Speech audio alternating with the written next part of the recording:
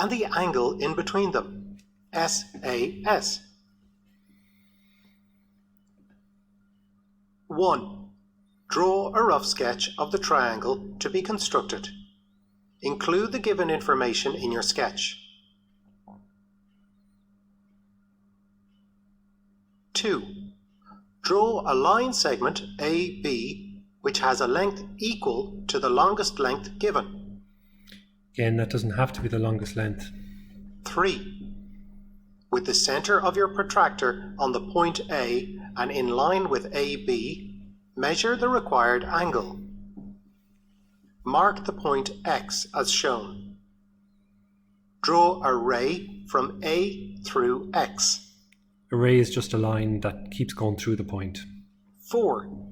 With compass point on A and compass width equal to the second length given, draw an arc on the ray AX as shown. Label the point of intersection of the arc C. So you're just measuring the length of the side. 5. Using a ruler or straight edge, join B to C to produce the required triangle. So examiners are going to be looking for that arc there. That's really, really important. It's not okay just to measure that length A to C with the ruler. The important thing when you're doing this is that one of the sides that the angle is measured from is the bottom, is down at the base. That's all. It doesn't have to be the longest side.